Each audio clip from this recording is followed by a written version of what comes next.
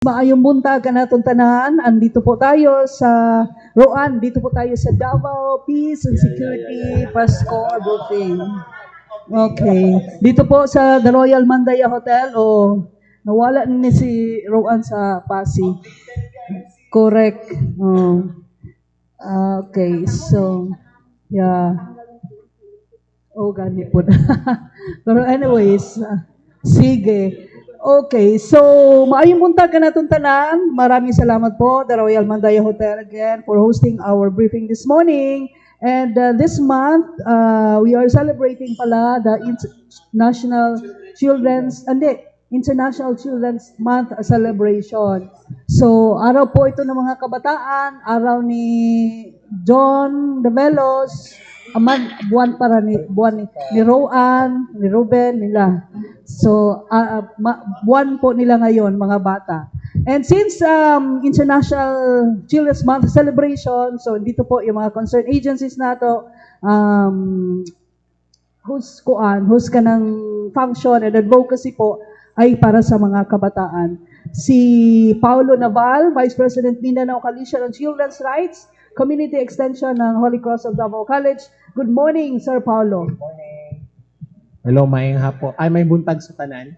Oo. So good na ba tama? Wala pa. Okay. Greetings na siya.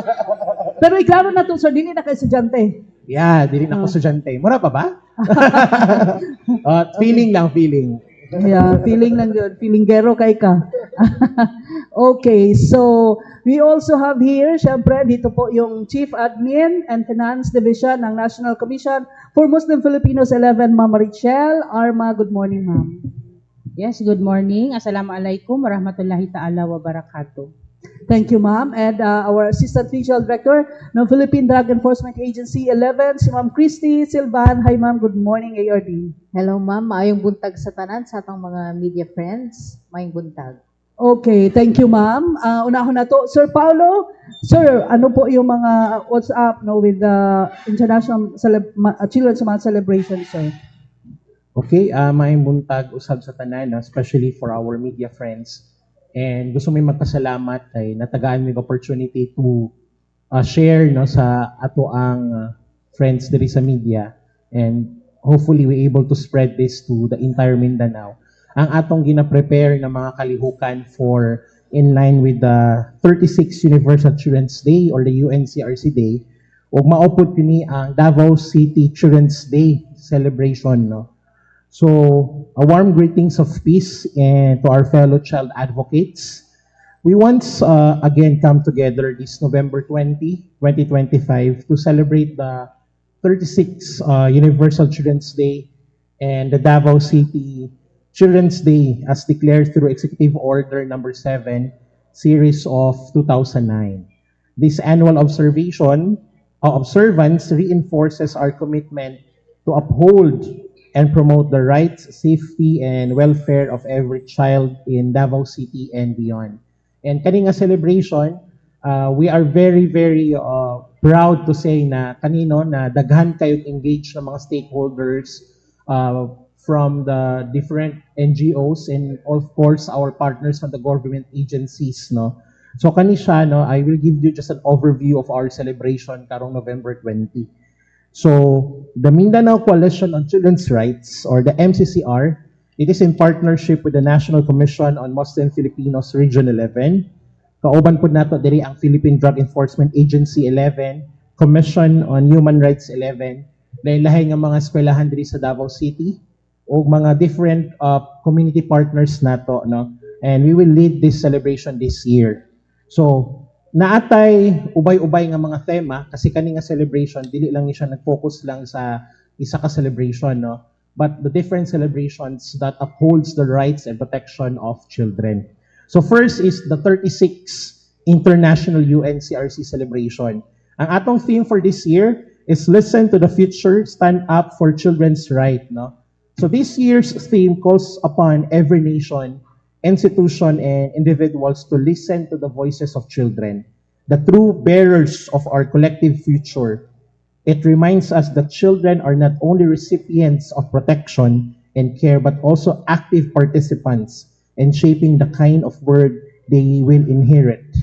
To listen to the future means to hear children's hope, ideas, and dreams, to give space for their opinions and family, schools, community, and to include them in decision making that affects their lives, in the invitation to value children's perspective and ensure that their voices are not silenced by neglect, poverty, or violence.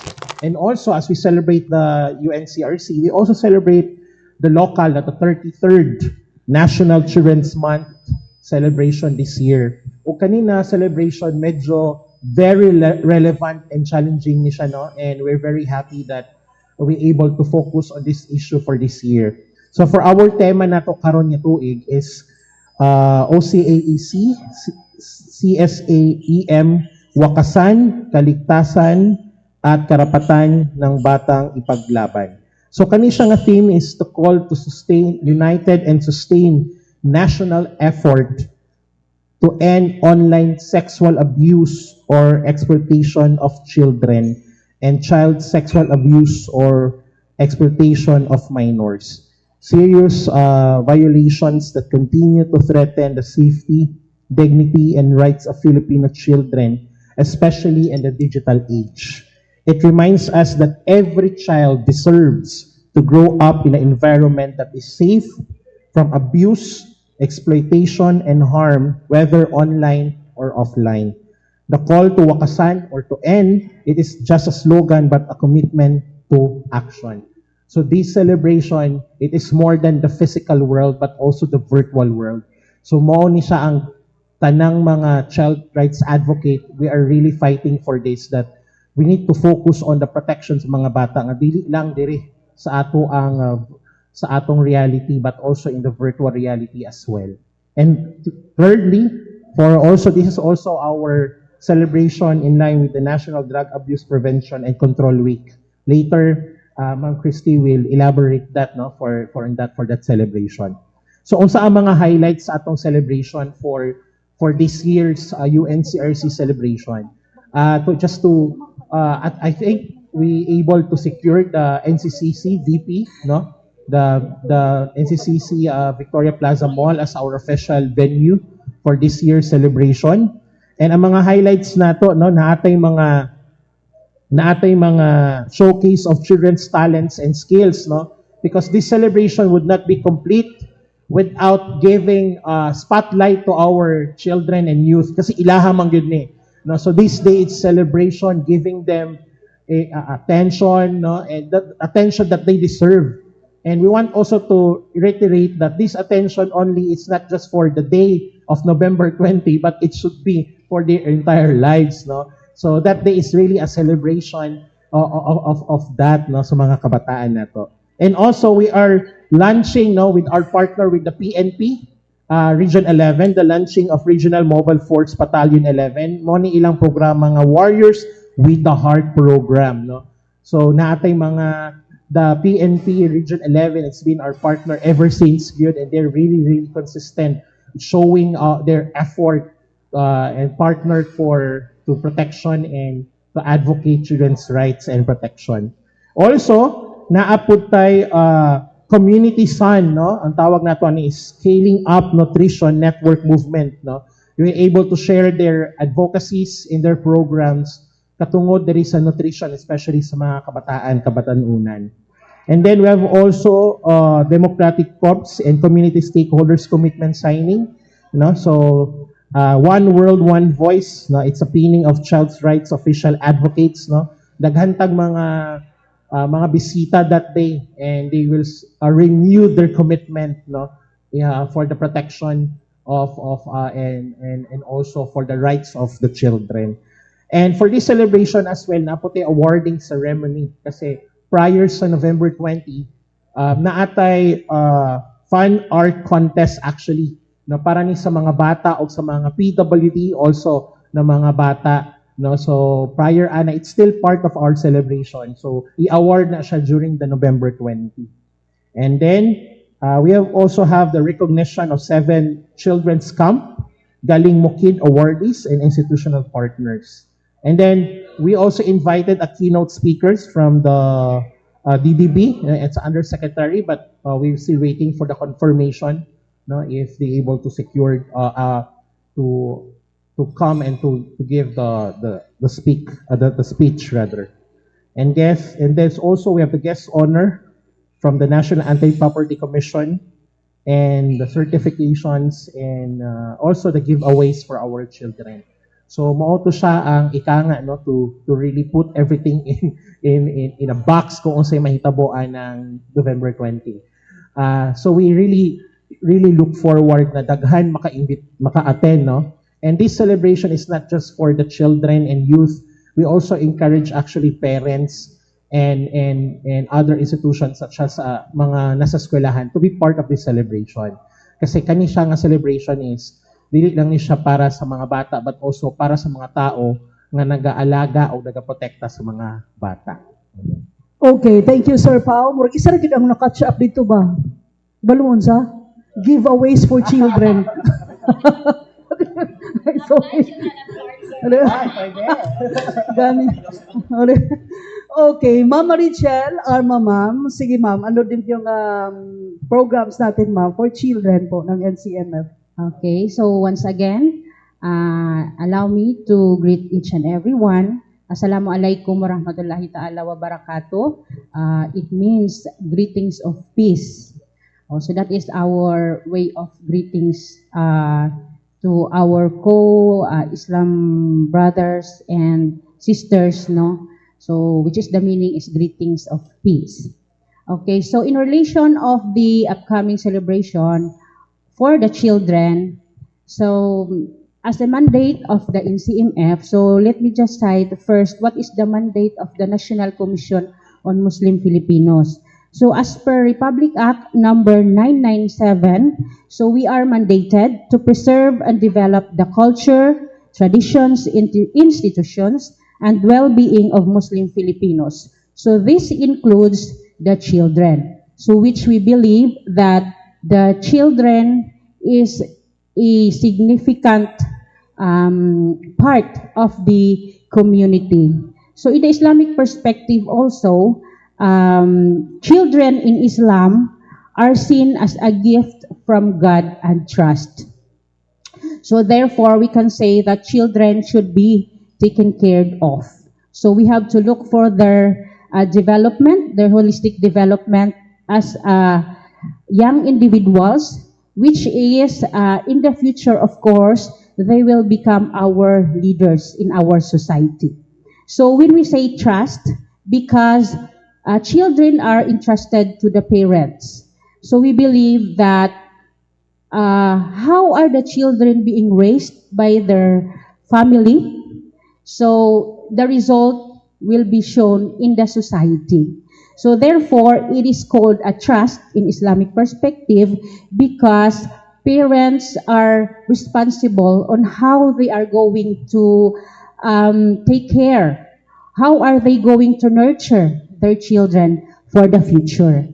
So it is placed in the parents who are obligated to raise them with love and provide for their spiritual, physical, and intellectual well-being.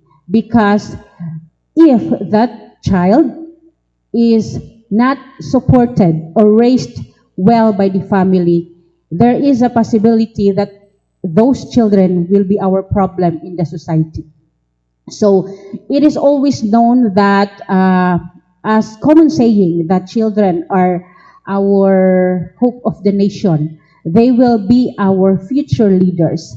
But the question is how they will become our future leaders if they are not being trained to become one. So it lies to the parents, not only to the parents, but of course to the society. So there comes the different private organizations, the different government organizations. That is why we are here. So the National Commission on Muslim Filipinos actually are already working for almost 6 years with the Mindanao Coalition on Children's Rights. So we have different activities together with the MCCR, which is going to GIDAS, so geographically isolated disadvantaged areas, in which our target are the children. We also launched Children for Peace in actually not only Mindanao-wide, but is even outside Mindanao. So we already reached Tawi-Tawi as far as Tawi-Tawi to promote to promote and launch the Children for Peace, because as we can see that without peace still there is no development. Without peace, most who are affected are the children. So we believe that in inculcating peace with them, in promoting peace with them, so the children will be nurtured. So they will have a good atmosphere, a good, we can say, growing atmosphere or good environment in which they will be developed as a good leader in the future. So we also have different, additional to the different activities that we had, we also have, in support with this, na-mention ni Sir kanina, yung scaling up nutrition. So if we can see that nutrition is a vital part also of the development of the children. So if they are not properly well taken care of in terms of their health, in terms of their nutrition, so the holistic development of the children will not be attained.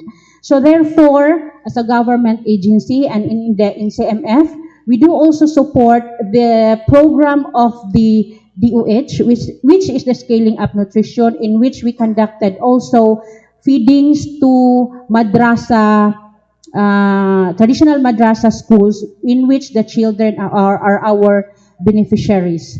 So lastly, as a government agency, we would like to emphasize our support to the Mindanao Coalition on Children's Rights in promoting and protecting the development of our children. So thank you very much. Thank you so much, ma'am. And we also recognize pala si Mami Ko Chang. Ayan, former member ng PRO 11. Sayo lang na siya ni-retire. Amot mo na siya sayo ni-retire. Pero anyways, nice kayang advocacy. Kini one of her advocacies. Okay. Ma'am Christy Silvan, ang atong ARD ng Philippine Drug Enforcement Agency. Unsa po ang contribution sa PDEA, ma'am, in relation to the celebration? Okay. Thank you kaayo, ma'am. O mayong buntag sa ato ang mga media friends. So kami sa PDEA, always in partnership with other government line agencies in the protection of the rights of the children. So karon sa Mindanao Coalition on Children's Rights, naman sila different activities. So in partnership with them, mag-appeal mi sa ilang mga activities. In fact, today is the start, and I think sa November 20, we are invited to their activities. And aside from that, naapa may mga ginahimo nga activities, particularly targeting our youth students. So sa PDEA po, joins the nation in reaffirming our commitment to the United Nations Convention on the Rights of the Child and also to the Mindanao Coalition on Children's Rights, a global pledge to protect every child's right to survival, development, and protection. PDEA recognizes that illegal drugs are among the greatest threats to our children's future. Thereby protecting children is central to our mission of creating drug-free, dili-free ang drugs meaning free from any illegal drug activities, drug-free communities. The drug menace does not only destroy individuals, it breaks families, endangers communities, and robs our children of their future. That is why we work tirelessly to keep our schools and communities drug-free, rescuing minors from exploitation, dismantling drug networks near learning institutions, and strengthening preventive education through our drug-free schools and barangay drug clearing program to ensure that our young people are informed, empowered, and protected. So beyond law enforcement, kabalumanta nga ang PDEA is the lead agency in the implementation of the anti-drug law, we collaborate with agencies like the DSWD, DepEd, and the Council for the Welfare of Children to ensure that affected families and children receive the care and support they need. In upholding the four guiding principles of the UNCRC, the non-discrimination, the best interests of the child, survival and development, and respect for the child's voice, we at PDEA remain steadfast in our mission to build a drug-free and child-safe Philippines, child-safe Davao City. Thank you po. Good Thank morning. you, ma'am. Okay. Before I yield the floor for questions, Denise, ako sa mga pangutana. Sir, unsay program niyo sa HCDC, sir? Paulo. All right. Actually, I'm here for the MCCR, no. But anyway, I just want to share also with the projects that the Holy Cross of Davao College also engage with, no. So the school actually focus on the partnership with the different parishes, no. Since HCDC, it's an archdiocesan school, no. So the way niyang mag-establish of partnership is through the parishes, no. And then through the parishes will become the gateway of different collaborations within communities, because sa isa ka parish it composed with more than 1-2 barangays, no. And within that barangays daghan po ang mga eskwelahan and communities, no. So through that, the Holy Cross engage with the communities through the guidance and also the leadership of the parish, no. And the different programs that we actually focus on, more on a capacity building for our communities, no. Mutuo manggod ta nga if we able to capacitate the community, it makes the community safer for all the children. And if we capacitate the community, it brings out opportunities for the adults or the parents, no. So if we have provided or assisted the community na makakreate ta og opportunity for them, na magkaroon sila ng opportunity for work, for income, somehow ma-secure na to ang well-being sa mga bata. And also, HCDC also engaged with the environmental stewardship, no. So naate gitawag nga tinubdan, no. In the Bisaya, that's origin, no. So it's about taking care of our environment.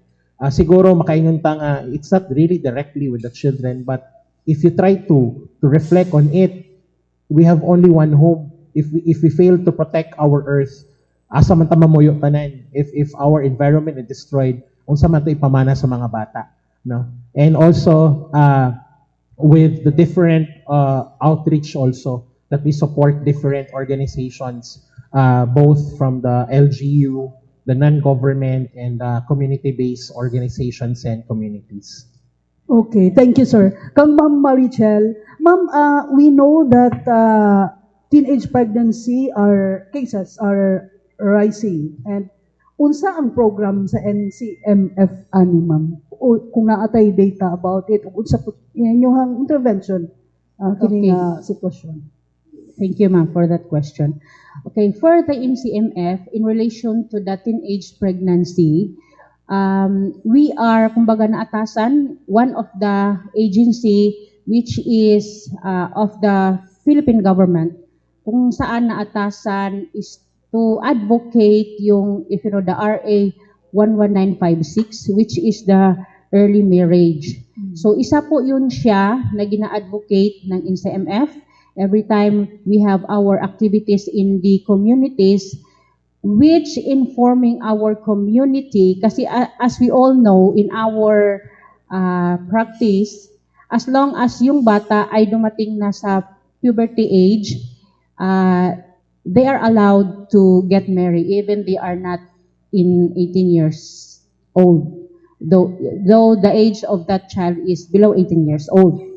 So, because of that law, so it is being advocated through the communities to prevent yung early marriage that will result to early teen pregnancies. So as we understand that physically, alam naman po natin na if yung batang babae is not yet in, kumbaga, 18 years and above, she is not yet ready physically to conceive a child. So therefore, affected yung health ng bata. So isa po yan siya na gina-advocate ng NCMF, yung early marriage, para ma-prevent po yung pag-solemnize ng mga early marriages in our tribe. Actually, not only in the Muslim groups, but also in IPs also. So with the NCIP, I believe, together with the DSWD, so isa po kami, kasama po kami sa mga agencies na naatasan to advocate those law regarding early marriage. So we believe isa po yun na nakakatulong ang opisina kung saan mapiprevent yung early marriage para doon sa early teen pregnancy. Thank you, ma'am. Pero wala kayong data, ma'am. As of now, we have no data yet sa kung ba we cannot give a concrete data regarding doon sa mga early teen pregnancies in Muslim communities. Thank you, ma'am. Kay ARD, Ma'am Christy, naatay data, ma'am, Yes, ma'am. kung pila ba ang ato mga minors or mga kabataan na involved, no, or na-reach out nato, nadakpan bakaha sa mga operation na rescue, kung naay available data, anak, ma'am. Yes, ma'am. Sa PDEA, no, sad to say, as much as possible, kung naami anti-drug operations, we don't want any minors involved. Pero dili kalikayan, no, siguro sa ubang regions, and I can speak also on behalf of the PNP, na some of our anti-drug operations na agyud pipila na mga minors na involved. So I have here data. This is from year 2024 and year 2025.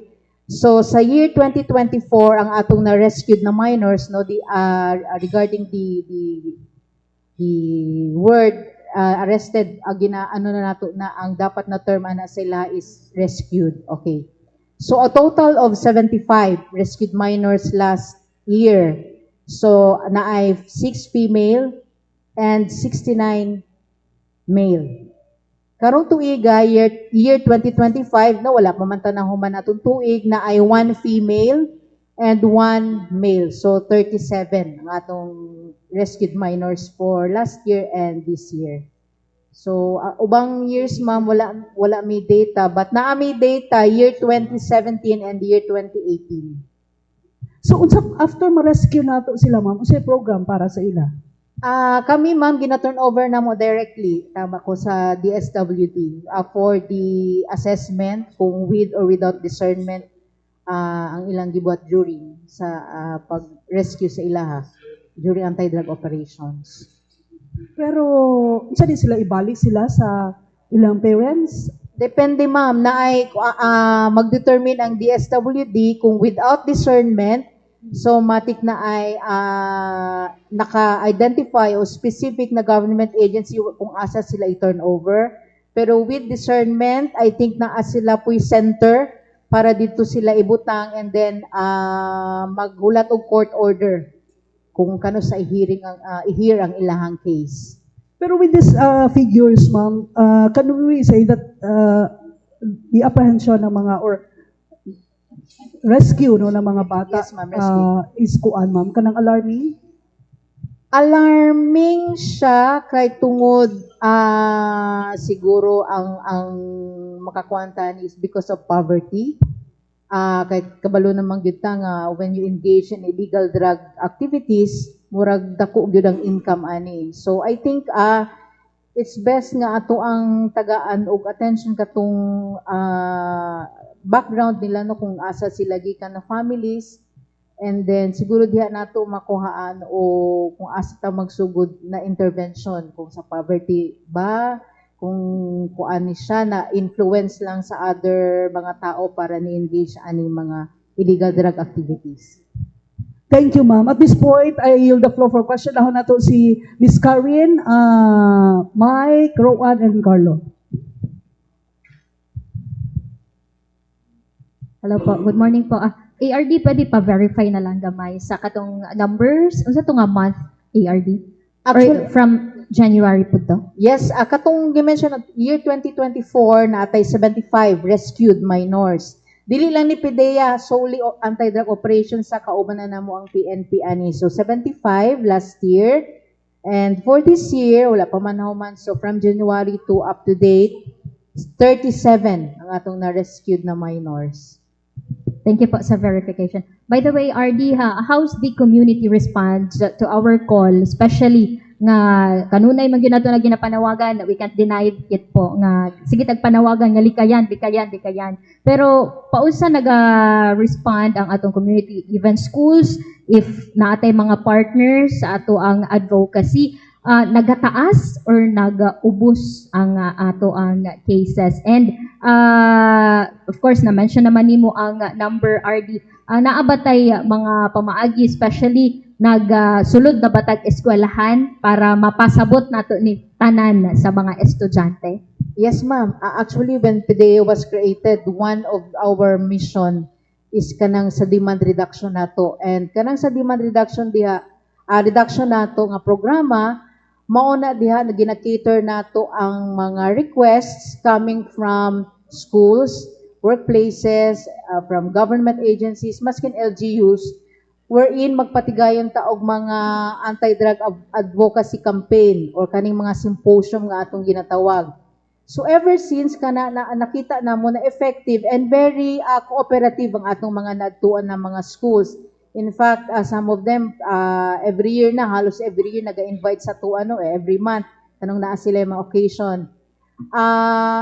We can say na cooperative sila and very accommodating sa ato ang inani nga ginapahigayon ng mga advocacy lectures. But then again, dili pud nato malikayan nga naagi mga kabatan-unan nga ma-engage ani, and dili nato i-discount ang possibility na maybe na-influence sila because sa ilang balay, sa ilang neighborhood, sa ilang mga friends, sa circle of friends kung asa sila galihok. So mao nang mga factors. So mao kami sa PDEA, although ang target na mainly is sa schools and workplaces and the barangays, we are tirelessly going to these places para gyud ipahigayon kaning mga advocacy programs namo para atong mga kabatan-unan sila ma-empowered, madugangan ilang knowledge nga ang illegal drugs wala gyud maayong maidulot sa ilang mga kinabuhi. Bagkos mao pa ni reason nga maong dili sila kahuman og eskwela, mabuntis sila og sayo, and then poverty na gani sila, nakapobriho na sila, musamot pa sila og kapobre pag mo engage pa sila ani mga illegal drug activities. ARD na ba tay plan nga mag-engage og mga random drug testing within the school or school-based nga mga activities, especially if mag-inyo ta drug-free ta, but yet ang usually ato ang ginabuhat sa mga drivers and even sa mga personals lang po. Pertaining sa schools, ma'am, magdepende na sa school actually, sa kung mag-request sila. Kay naayan man may example na sa una na po sa Region 13 na ay school nga murag nag-react ang mga parents kay nagpa-drug testing sa balak pa lang na mapa-drug test sila mga estudyante, but then dili man violent reactions but nag-react ang mga parents and some of the students kay daw ilahang rights as children, and then mo ni so pero pwede may mag-cater, ma'am, actually. Magdepende lang sa request and then on how to go about it. Namang utay ginatawag nga process sa pag-drug testing sa mga schools na to, labi na mga high school o mga college students. Thank you po for clarifications, ARD. To Sir Pao, nabatay number of kining children nga ato ang gina-monitor, ato ang ginatabangan, since nga gisugdan nato ang ato ang advocacy.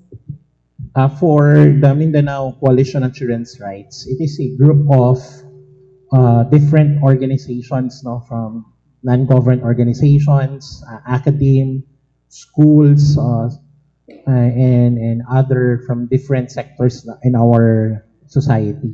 So in terms of children na monitor, it is actually ang monitoring is doon yan sa mga partner organizations. So what the coalition ginagawa is more on to organize different these NGOs, these organizations, and we able to create an activity or programs na in line with the existing projects or existing projects with the different organizations. Because one of the challenging for the different organization, Manggod Ma'am, no, is kanang sustainability, no, how we able to sustain this project knowing na most of our partner organizations lack yun of funding. So, diri gyud mo sulod ning si MCCR because kanang we able to collaborate no with different organizations ug diha pod mo sulod atong partner nato from the government nga sila man gyud ang naay resources no. Wala ta nag-ingon na we are just stopping them because of the resources, but actually not just resources but also with their expertise gyud no. So in terms of monitoring, ma'am, the monitoring is with our different members of our coalition. And then we will just create a program with partnership with different government agencies and different organizations para lang na makakandak ka og mga programa to able to monitor and sustain the children. So what the coalition do is we are only gapping the bridge, no? Sometimes manggod wala manggod tay even the coalition wala gyud tay dako nga resources. So what we will do is to gap, no, to become the bridge of this community, and we introduce this with our partner communities and government agencies. So through that, diha gyud nato na ma-ensure nga tuloy-tuloy ang programa para sa mga bata. No, and ubay-ubay pud baya ma'am nga nag-survive ng mga organization because of that approach kanang collaborative and networking and partnership. No, but naagi koy uban unfortunately natin mga partners especially sa community base nga nangawala pud gyud no because due to funding no. So mao gyud na ang dako kay nga hagit sa mga NGOs no.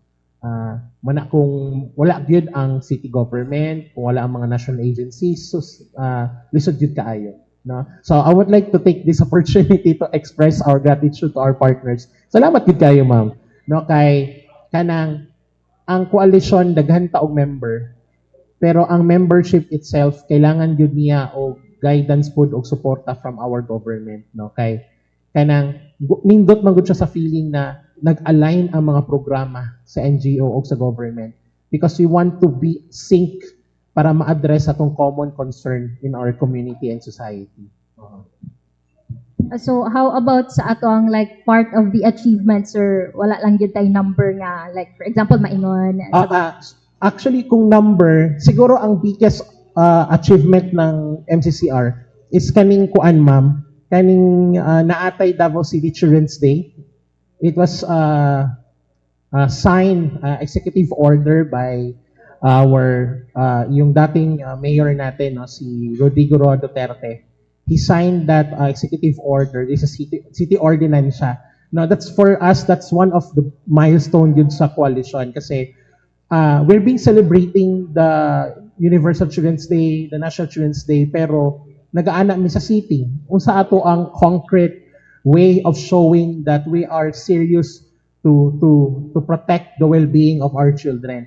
And through the lobbying, through the conversation, dialogue with the LGU and also with the former mayor of Davao, we able to secure that ordinance, no. So kana siya dako gyud na siya nga milestone gyud. And also I'm not pretty sure lang ma'am ha, but in Mindanao ato ang coalition ang naga-continue nga naga-celebrate og UNCRC celebration. For me, that's also important milestone nga naman because it will gather different stakeholders.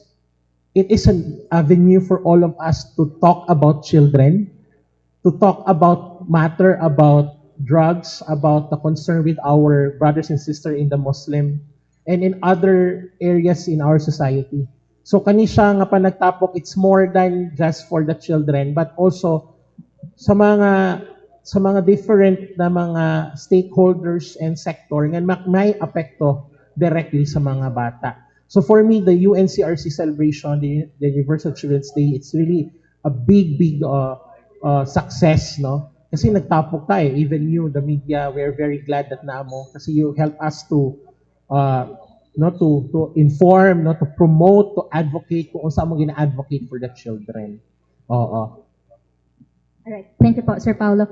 Sir, and ma'am, anyone can answer po. I believe as part of the advocate, gusto po natin malikayan ang suicidal rate, especially nga naapoy involved na mga children, maybe victims of different situation, bullying within school, or unsa ba sa mga circumstances sulod silang mga panimalay. Unsa po ato ang mga ways to prevent it po? Sige, for that, your question is very ma'am, relevant to our theme for the National Children's Day, no? Kasi atong theme manggod is about mo siya about the online sexual abuse or exploitation of children and child sexual abuse or exploitation of minors. Why is it nga importante ni siya nga tema or nga topic for this year? Ang mga bata manggod karon, no, based with the statistics, no, na atong gikan sa atong mga partner,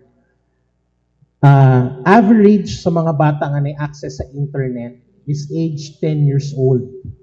No, mo nang average sa mga bata. And then naga-increase ang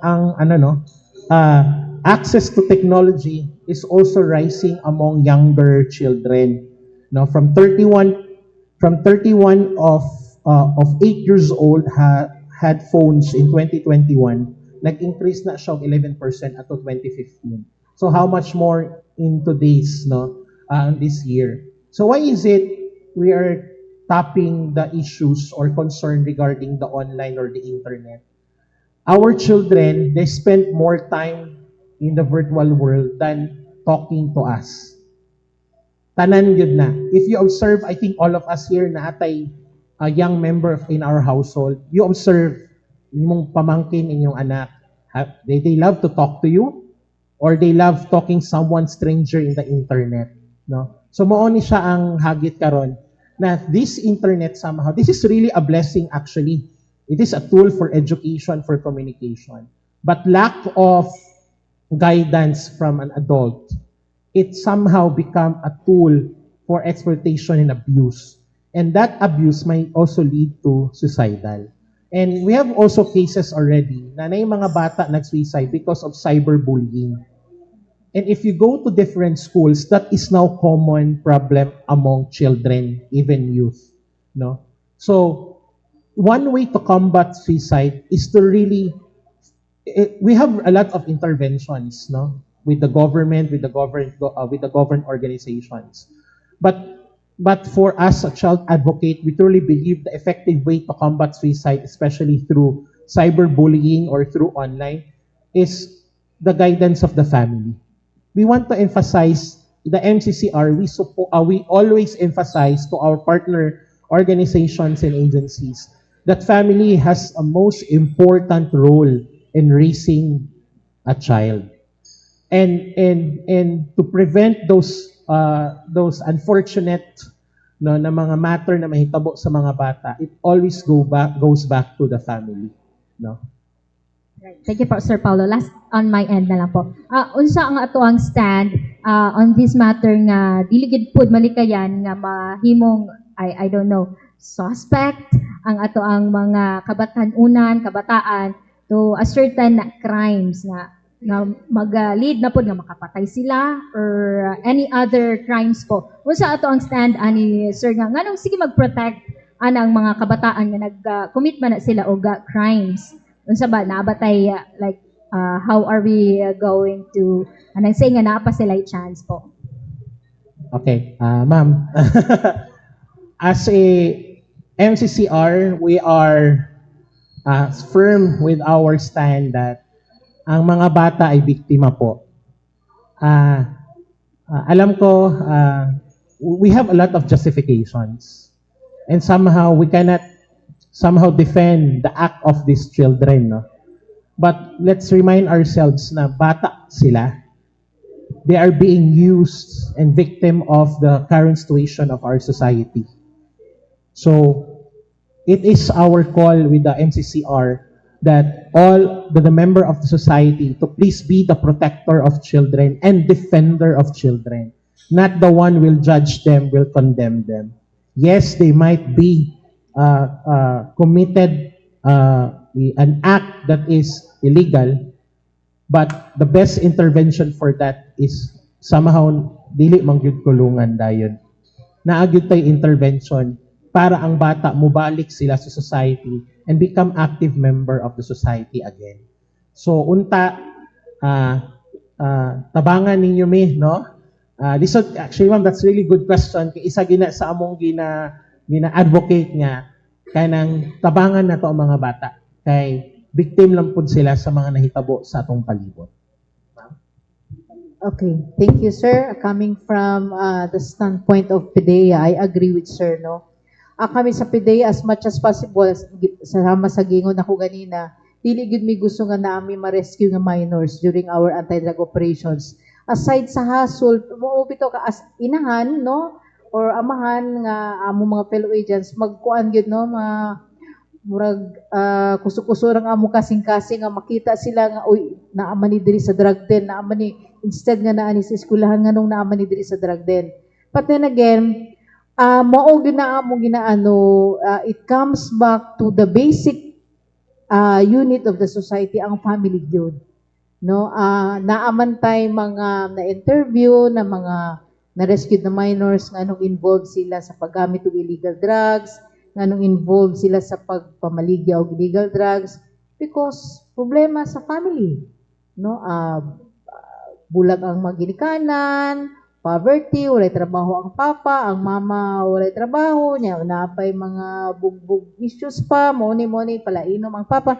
So I think drug education should start in the family. Pag once dili na inform or dili aware, dili kabalo ang mga ginikanan nga magtudlo sa ilang mga anak, it's more likely, no, ang mga anak nila engaging illegal drugs. So 24/7 dili man natong mabantayan ang atong mga anak, but then the constant reminder pag-amuma sa mga ginikanan mao gyud ni isa sa magpatibay, no, sa atong mga anak nga dili gid sila mo engage sa illegal drugs. More from my own standpoint po as a mother. Okay. So, in my own point of view naman po, I do agree with Sir Paulo and Ma'am that children are always victims, actually. They are just victim of their family. They are just victims of the environment. Kasi there are some situations that the child is well taken care of in the family. However, sa environment na na-expose siya sa labas, he is not safe. And it has a great influencing factor in the development of the child, yung family niya at saka yung environment. So therefore, we could say that a strong family relationship will be one significant factor that contributes to the proper growth of the child. So in reference naman sa environmental factor, doon po pumapasok yung school, yung neighborhood, yung communities kung saan yung bata palaging exposed. So doon po papasok ang different private organizations o yung mga government sectors kung saan it is our responsibility to look into if that certain environment is safe for the children.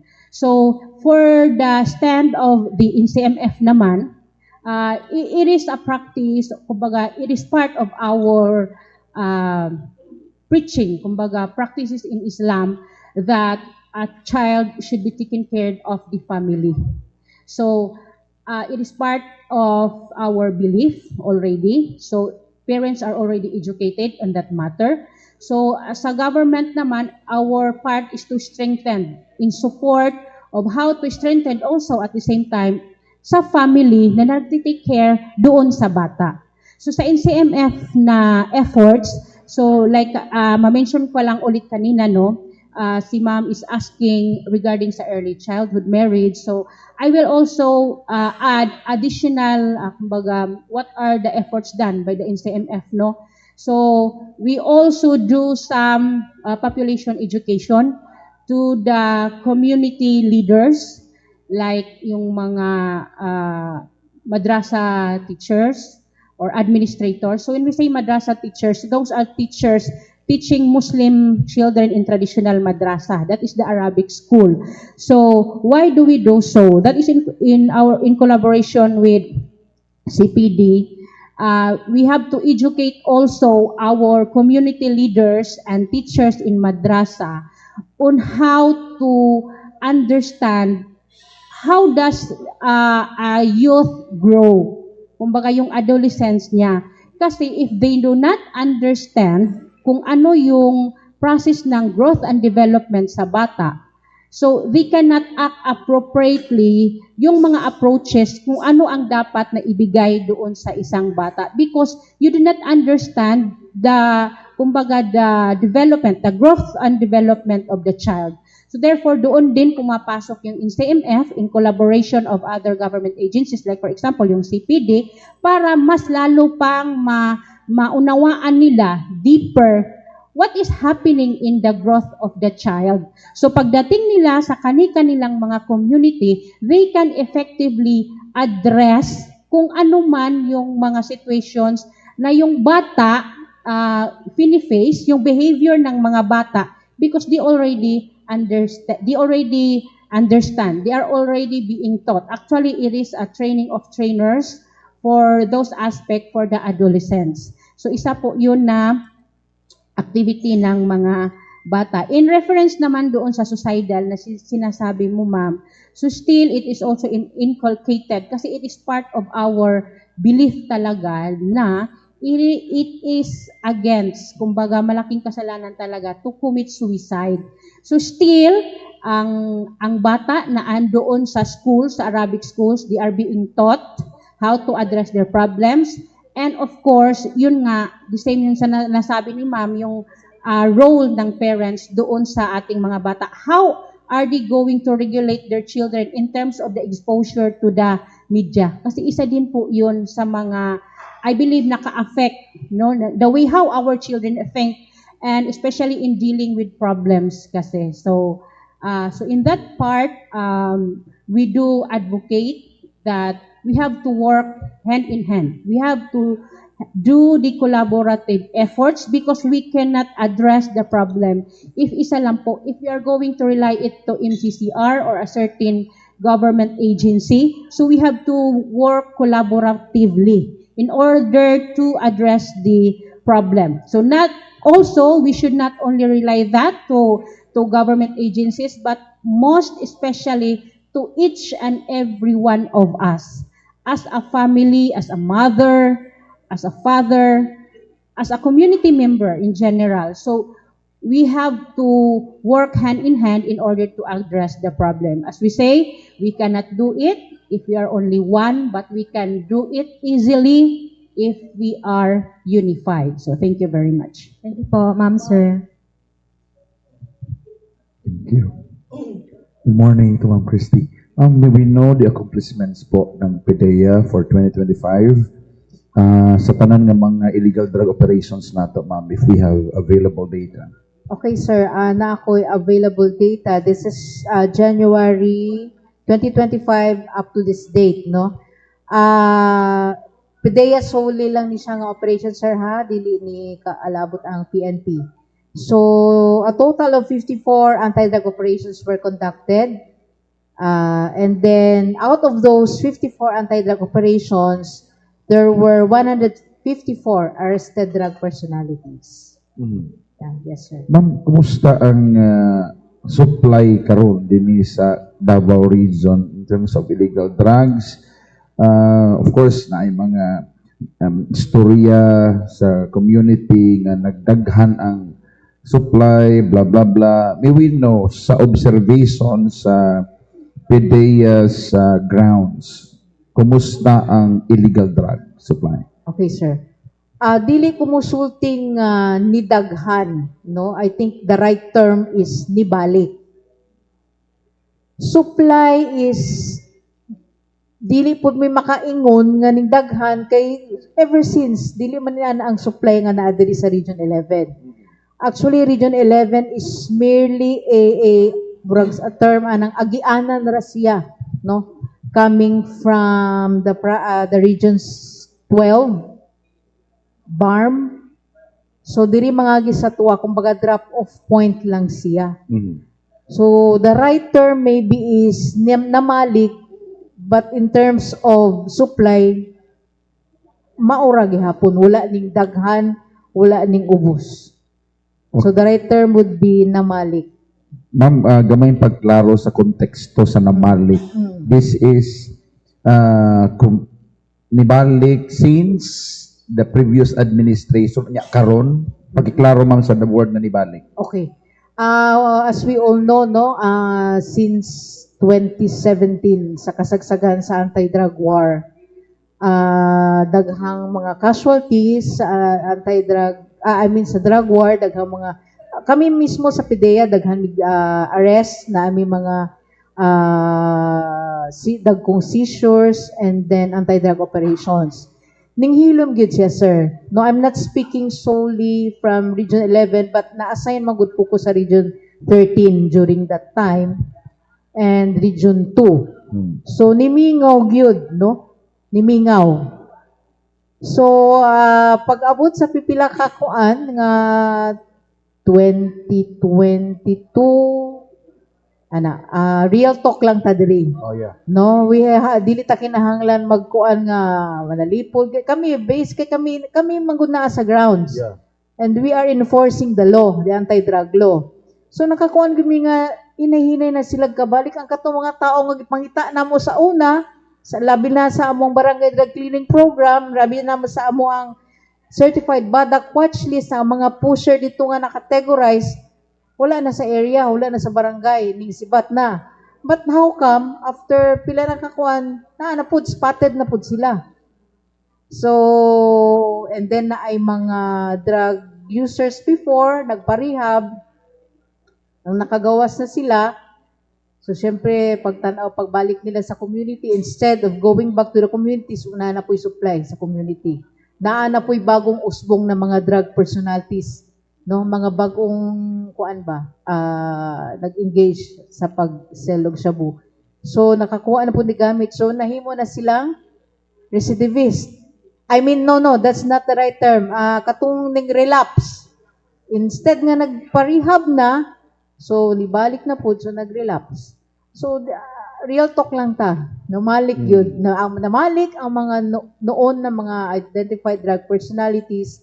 But sa supply, speaking for the Davao region, wala man siya nagkadako ang supply. Pero namalik ang illegal drug activities like using, but then sa supply, dili ta makaingon nga nanaghan. Ma'am, last na lang. We remember the statement of then spokesperson of the PNP na nag-ingon nga the anti-illegal drug campaign of the present administration is way better than the previous administration.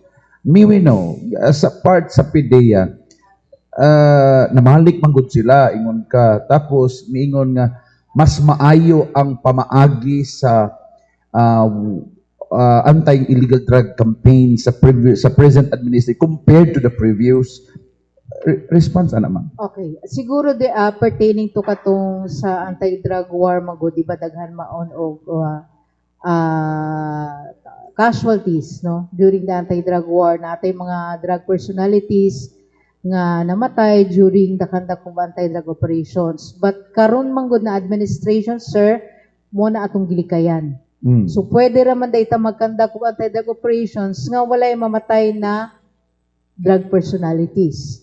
So, siguro diha nila gabasihan na dili siya pud bugat sa atong mga drug enforcement officers, sila bina sa kapulisan pud nga mag-conduct sila og anti-drug operations nga ang mga suspect nila na namatay during the conduct of anti-drug operations. Siguro on that part, sir.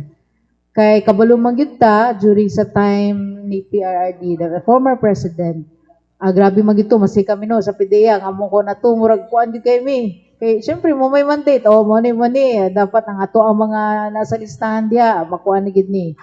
So pwede ra man di ay nga mag-conduct og anti-drug operations nga walay casualty. Labi na sa atong mga drug personalities. Okay, thank you. Nagpasabot ma'am nga sa karong mga anti-illegal drug operation karon wala na nanukol kumpara kani adto, di ba ang term magamit as nanukol. So kay wa naman kaayo wa na gyud Davao Region way patay. Way patay. Nagpasabot sa karon wala nay manukol. Daghang nanukol hinuon during the time of FPRRD nga mas gipalig-on ang campaign. Siguro during that time sir nabigla tanan no kay wala ta nag-expect ngayon ana day ka grave o inaana day ka daw kung atong problema sa una sa illegal drugs. Sa kurat ko tanan kami gani mismo ay nahali day kadaghan ang atong drug personality sa ato ang region during the time nasa region 13 pa ko. So siguro dili ko makakuan kay lahi man gud tag appreciation kami sa PDEA. Mao po na mo napansin sir no RSET kay diri bago po ako na-assign diri sa region 11 July ra ko and then wala pud ko nakasubaybay sa ilang mga anti-drug operations pero wala sir walay casualty kaayo. Oo. Thank you. Ako ang question is for Ma'am Maricel. Ma'am, balikan na ko imong statement gigalingi na regarding sa katong early teenage pregnancy. May we know, dili ka ko familiar man gud sa balaod. Unsa man didto sa balaod, dili isa mandated nga dapat walaon na ng mga arranged marriage, especially sa mga wala pa 18 years old, sa ato ang mga Islam nga mga kabataan. And ang word gigamit ni Ma'am is we advocate. Is it time nga dapat na ay mando sa balaod nga to penalize parents ng ilang mga anak i-indulge og arranged marriage? Actually, doon po sa na-mention ko na RA 11596, it is already a Republic Act. That is prohibiting early marriage. It's not arranged marriage, but early marriage. Yun po ang nasa law. And based upon doon sa law, there is if the solemnizing officer solemnize that early marriage, he can be in prison or penalized. So the same with the parents who tolerate to do the act. So as based upon sa Republic Act, meron po tayo kung doon sa solemnizing officer, if I'm not mistaken, 12 years imprisonment or less and 40,000 less fine. Doon naman sa parents who tolerate the act, the same, meron din silang penalty, so that is 50,000 less based upon doon sa act. So therefore, since it is already an act, though it is against our practice, so we have to abide by the law. So that is why the role of the NCMF is to inform the community about the law in order to prevent such act. May data, ma'am, as to pila na ang mga na-penalize? Na available data? Mindanao alone lang. Yeah. Mindanao. As of present, we cannot give a specific data. So far, wala naman, I don't know, sa Region 11, wala naman po tayong, so we cannot give a specific data regarding kung meron na bang na penalize. Based upon naman sa survey for the region, wala naman tayong on the record sa office na meron na siyang na penalized. Ma'am, na ako'y nadungog ng mga unsa ni nga mga kababayan nga ginaprotektahan nila ilang welfare, nga gusto nila biyaan na ang custom nga kanang balikan akong arranged marriage, di ba? Kasi daghan og mga nag-stand pod nga na-violate ang ilahang katungod isip mga babae. Dapat personal nilang choice ang ilang minyuan og dili pagbuot sa ginikanan. May we know sa parts sa NCMF unsa intervention na to ginahimo niini para totally mawala na ingon ana nga mga custom. Actually sa NCMF we do not do the intervention because it is the practice, our culture, kumbaga it is a part of our culture. Yun nga na it can be na as long as yung babae or yung marrying two persons are already in the age of puberty. So allow po siya actually. Kaya nga doon sa community, there are some reactions yung sa aming mga ulama yung mga ustadjes namin, merong mga reactions kasi it is against, kumbaga, yung law na yung RA 11596, it is against our practice. Kumbaga sa Islamic na ano, which is di-allow naman na as long as yung bata ay nasa puberty stage na, pwede na siyang i-marry. But yun nga, since it is the law already, so we have to advocate, we have to inform the community. Ay, quick lang ni ma'am still kay Ma'am Arma gihapon. Ma'am, kay wala mo tay data nga na ingon ka ganina sa teenage pregnancy ug sa katong sa suicide. Pero makaingon ba ta ma'am nga increasing ni nga mga kaso sa ato ang Muslim youth? We cannot say so since we do not have the concrete data. So hindi po natin siya masasabi na increasing po siya. But so far, parang wala naman ganun na record kasi na mga suicidal sa Muslim communities. Okay, thank you.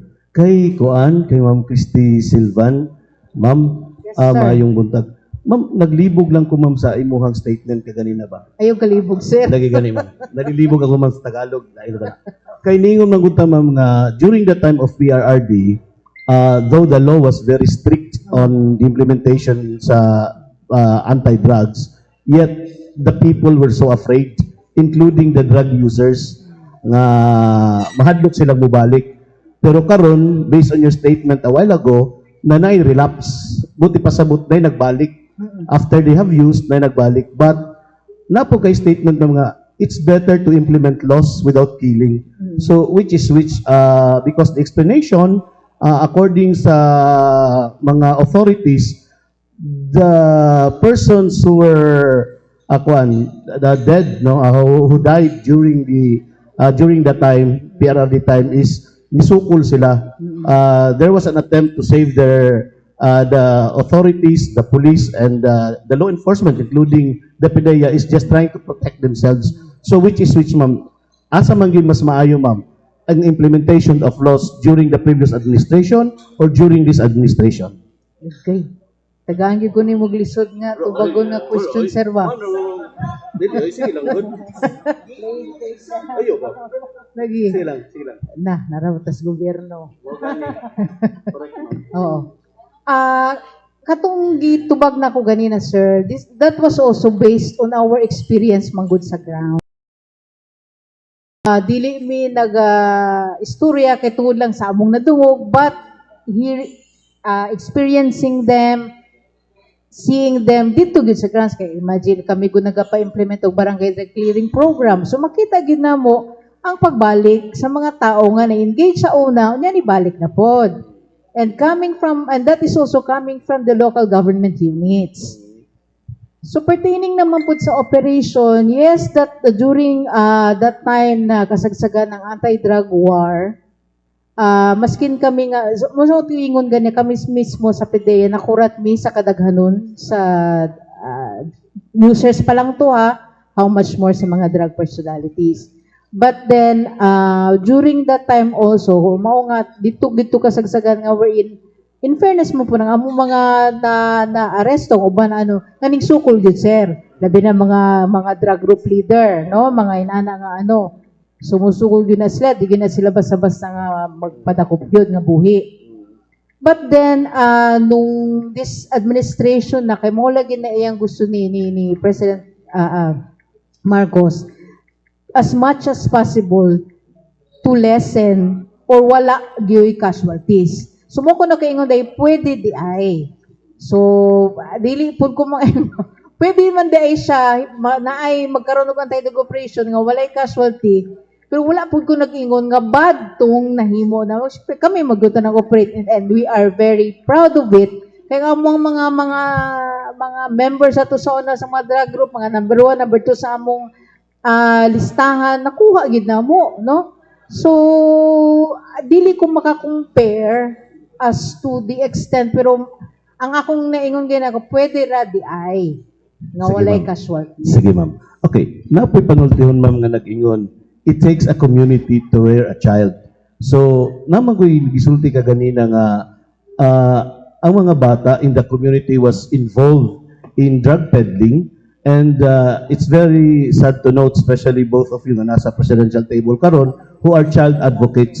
So, wala ba day nato gi-strengthen? Di ba naamantay barangay protection on the children, and then we have this BADAC, Barangay Anti-Drug Abuse Council, nga ato ang, uyog na, nga ato ang ginakuan, ma'am. So, unsay ginahimo nato ang sa community, ma'am, di na sa, do we capacitate our leaders from barangay captain down to the janitor baga sa barangay for them to teach those who are kanang wala kay kabalo ug unsay buhaton ni ining drug peddling and drug addiction sa community nga wangkon po nga nagapangitabo gyud.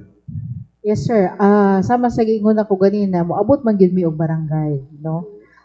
Magkanda ko anti-drug symposium, pagkanda ko lectures. So sa barangay, si kapitan na, and then the members of the community sa schools na apod mi, mga estudyante na dito, workplaces na magani mga drug-free workplace program sa government agencies. But then again, mo nang ingon na ako, drug education should start sa family. Dili ba yata magkauban ang pidayong ang family 24/7? No. So kinsay kauban sa mga bata ang family. So ang gipang strengthen lang namo dia is to ang parents, no, kabalo kung unsaon pagiyang iyang mga anak. Dapat ang mga parents aware ug informed sa tamang impormasyon, dili tong mga tinuuhan nga mga myths nga dili mga ang drugs makapapayat, moni. So, kanang nadungog lang nila sa silingan. So, we are encouraging the parents, no, labi na itong mga mama na, no, not mama, that's God, hindi makuwanta sa gender sensitivity. Parents, na sila ang mag-educate sa ilang mga anak og right education about illegal drugs.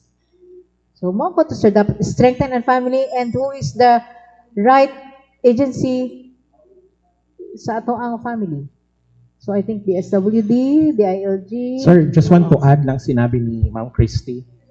In terms of, actually, it's being institutionalized naman talaga, ma'am, no? Yung ating advocacy against anti-illegal drugs. Kasi lahat naman ng institutions actually are mandated to submit their plans, no, on how to combat, no, the illegal drugs in their institutions. So, tanan barangay, eskwelahan, communities, and institutions, nag-submit yun na sila og plano aron how to protect the children, no, from these illegal drugs, no. So, it's being institutionalized, no. Wala na ko ang idagdag dito kasi kami po diri sa MCCR, we are being helping our partner communities, organizations, and institutions sa pagbuhat ana, pag-draft ana, para child-friendly and at the same time, drug-free yun, nakuha po na to ang objectives na magbuhat ta og measures para ang mga bata ma-prevent yun mo sulod diha nga kaso. Okay, thank you. Kay Ma'am Marie Chels Arma. Ma'am, hining naamagud tay it is a kuan na po dun, a question of between the tradition of a certain tribe, a certain group of indigenous people against the law. Because there are traditions nga nagaingon nga pwede nang arranged marriage sa atong mga igsuon nga mga tribo dito sa 3rd district, mga kuan, bata pa ilahan na ng murag iro ba nga kanang ilaging kanang kuan, murag gani kanang ilang ako ha, iminyo ta mo ana murag buya ba buya. Okay. Naabatay violation sa NCIP regarding sa ato ang stand na dapat masabtan sa mga parents, especially that naga-evolve ang atong panahon and we should not remain stagnant sa ato ang belief. So, ang ako lang pangutana dia is there any violation sa ato ang laws sa NCIP against sa ato ang current laws? So on that note, sir, I think ang NCIP ang makasagot talaga sa question mo regarding that law. Kasi sa NCMF, as I said earlier, that we are mandated for the well-being of Muslim Filipinos. So we focus on the Muslim Filipinos. So if you are going to talk about arranged marriage, yes, it is in different tribes, they are practicing such act. But personal, I am having some queries regarding that one kasi for us to know na different tribes naman yung Muslims. So there are some tribes that are practicing talaga na arranged marriage talaga siya. So arranged marriage is different from what we are discussing earlier about the Early Marriage Act. So yung arranged marriage, as per queries naman sa kanila, is okay naman sa kanila kasi at the end, tinatanong ko, successful naman yung marriage nila sa arranged marriage. Kasi ako talaga personally, tinatanong ko yung mga babae na ganun, yung process ng getting married sa kanilang tribe. So sabi naman niya, successful naman yung marriage nila. And sabi ko, is there any time na nag-oppose kayo sa parents ninyo? So wala naman kasi they believe na yung parents nila more than anybody else, sila yung higit na nakakaalam kung ano yung nakakabuti sa kanilang mga anak.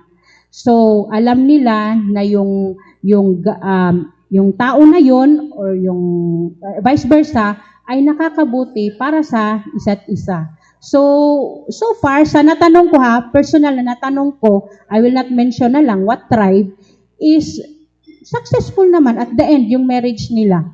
Actually, kahit sa office nga namin, sometimes they're asking permission, ma'am, I am going to file a leave kasi yun nga, she is going back home kasi na-arrange na yung marriage. Sabi ko, is it okay? So, sabi naman at the end, successful naman ang marriage nila.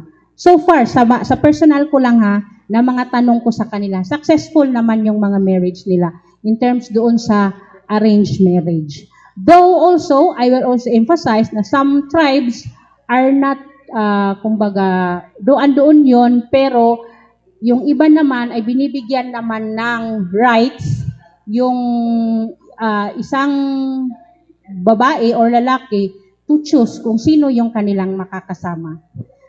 But, in my personal note, in my own point of view, if you are going to ask, sir, is I believe na though I do respect the right ng parents kasi ang parents talaga hindi yan sila na magdedesisyon na sa tingin nila nakakasama sa kanilang mga anak, but I believe na bibigyan din ng right yung isang tao to choose kung sino yung makakasama niya kasi sila naman ang magsasama, though andoon lang yung parents to guide what is the right thing to do in terms of marriage. Yun lang, sir. Thank you. Okay.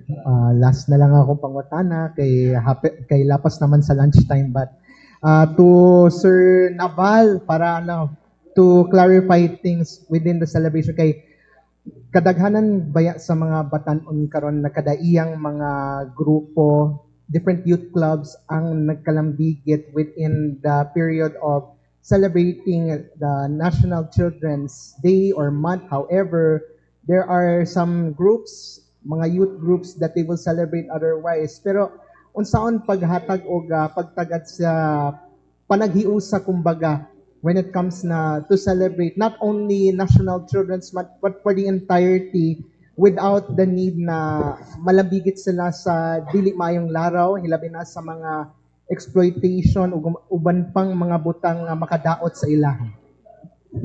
In line with the celebration, it is really highly encouraged that all the barangay, even in the barangay level, should celebrate this one. Even every schools, every barangay, every community should celebrate this. Why?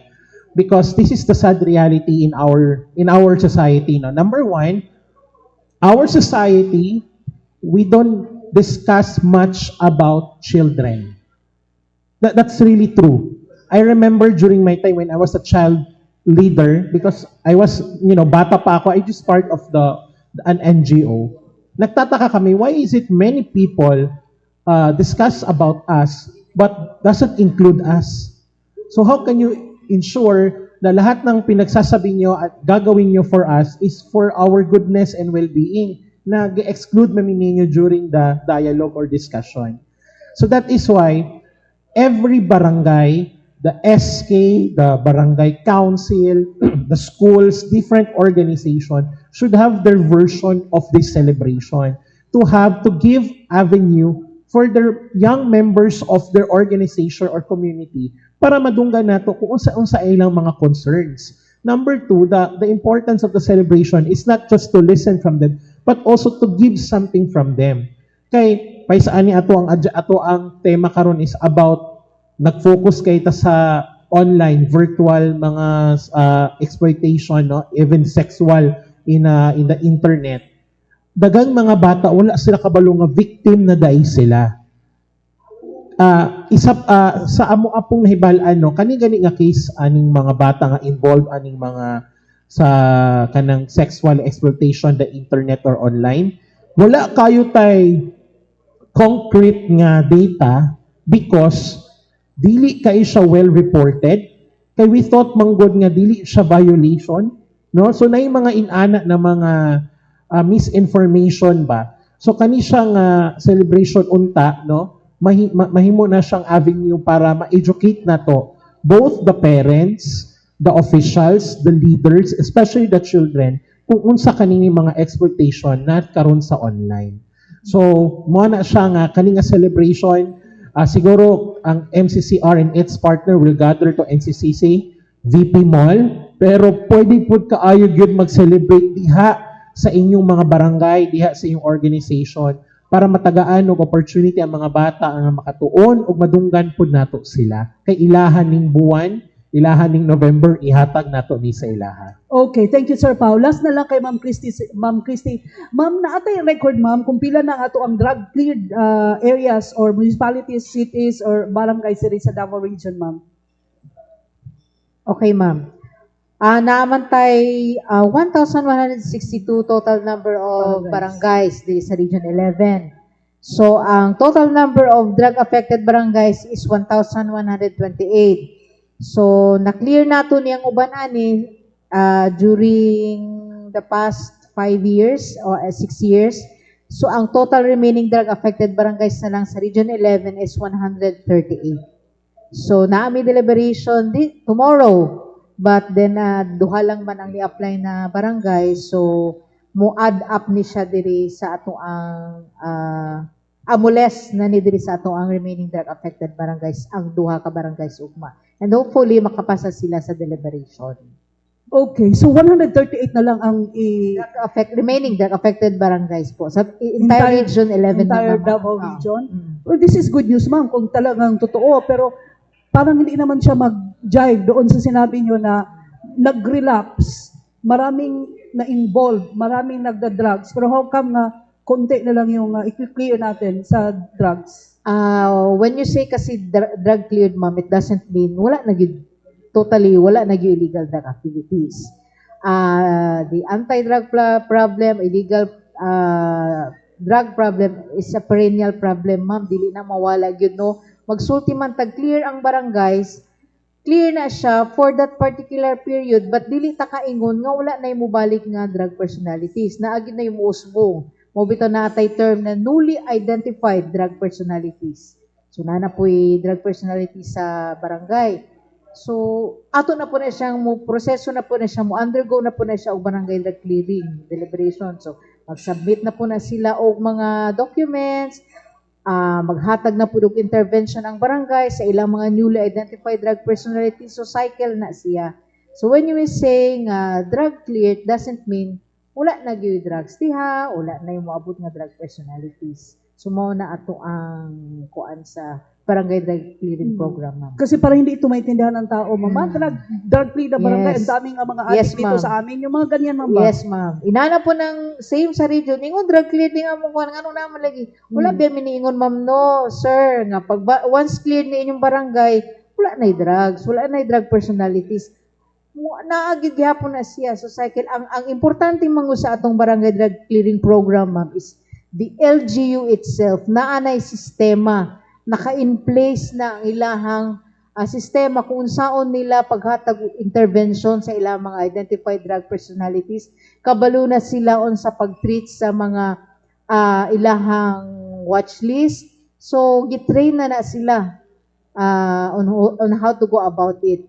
So ang purpose sa barangay drug clearing program is to have self-policing communities, drug-resistant communities. Mo nang pagkabalo na si COP si Kapitan, uy, sir, nami bagong personality sa barangay, murag tanaw na ko ani. Oh. Kabalo na si kapon sa ibuhaton nana niya. So the challenge there is to sustain ang drug cleared status sa isa ka LGU. Okay, thank you, ma'am. Pero guys, real talk lang din, which is which? Meron tayong bloodless drug war, pero ang daming relapse, ang daming recidivist, ang daming supply, whether we like it or not. Naagin ma'am, media mi ma'am, kabalo mi kung unsa ang operation sa ato ang mga pulis, ang daming drugs.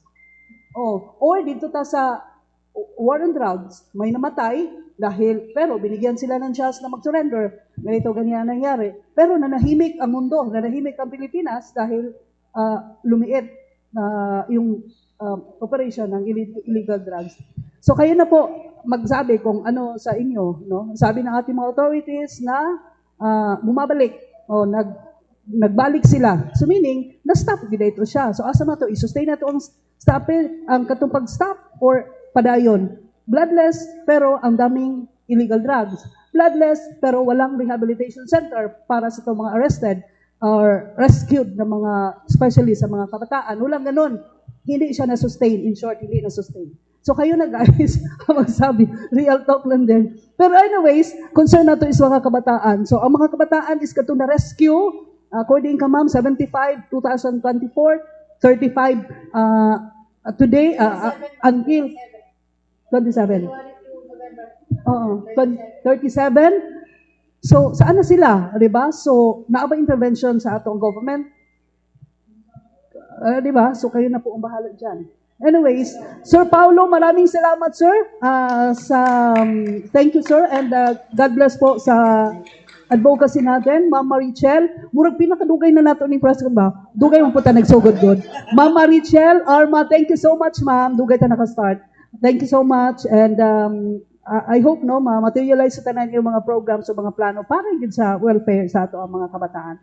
And Ma'am Christy Silvan, ma'am, thank you. Salamat kayo, ma'am. Na-shock si ma'am. First time nyo ba nag-join ng press con, ma'am? Dili man ma'am nakakuan, pero ayaw kong ikuta to sir ha, patay kami, nanarbaho na magit mi sir. Yes.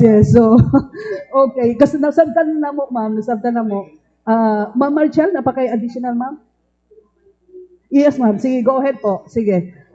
Invitational lang din, ma'am. Okay. So, once again, in behalf of the National Commission of Muslim Filipinos Region 11 with our Regional Director, Architecture Lapor Sasawa, once again, we would like to see our commitment to the support of our children in development of our children and the activities and programs for our children. So please do also support.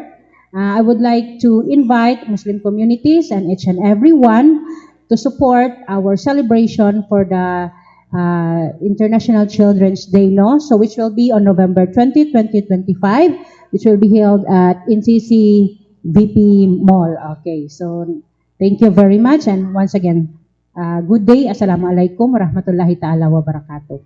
And I would like to end to parents sa sayings nga ni Jesse Jackson, na your children need your presence more than your presents.